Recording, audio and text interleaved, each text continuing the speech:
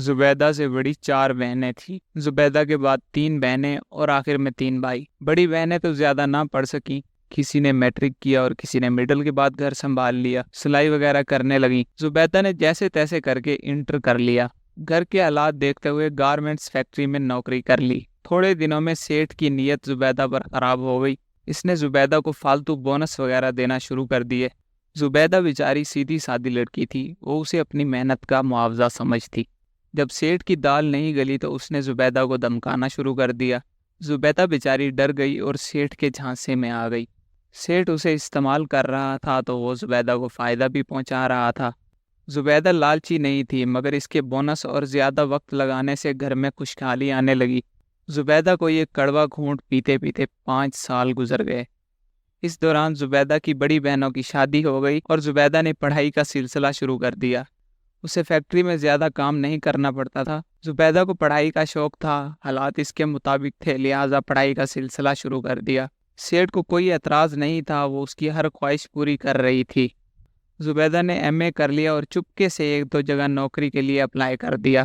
جب اسے ایک پرائیویٹ کالج سے آفر آئی تو اس نے فوراً قبول کر لیا۔ اس نے فیکٹری اور سیٹھ سے جان چھڑائی اور کالج میں پڑھانے لگی۔ وہ اس سے چھوٹی تھی، رشتہ زبیدہ کے لیے آیا تھا، وہ شادی نہیں کرنا چاہتی تھی۔ اس کی ماں بھی کماؤ بیٹی کو کھونا نہیں چاہتی تھی۔ زبیدہ کو شروع میں محسوس تو ہوا، جب اس کی ماں نے رشتے کی انکاری پر ذرا بھی اصرار نہ کیا اور فوراً چھوٹی بہن کے لیے ہاں کر دی۔ دوسری بہن کی شادی کر کے اب زبیدہ کی ذمہ داری کم ہو گئی۔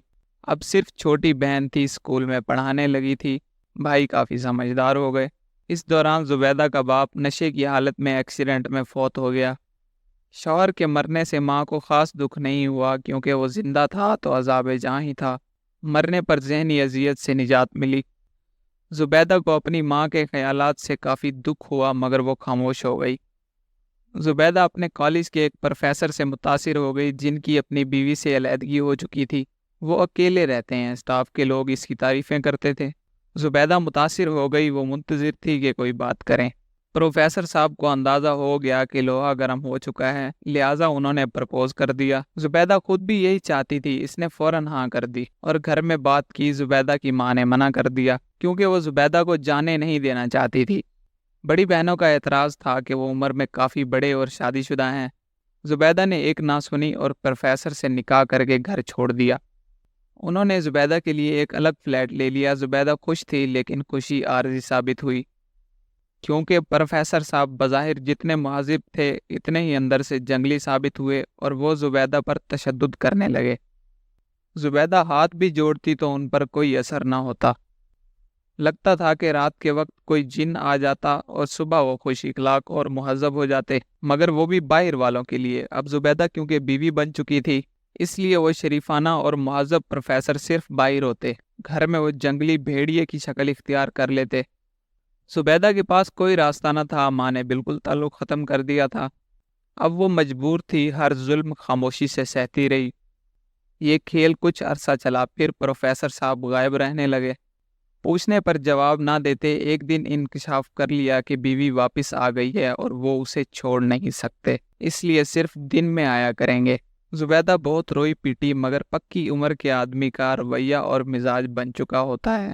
وہ زبیدہ جیسی بھولی بھالی اور سادی لڑکیوں کو بے وقوف بنا سکتے ہیں، لیکن بے وقوف نہیں بنتے۔ وہ فلیٹ زبیدہ کو دلا چکے تھے۔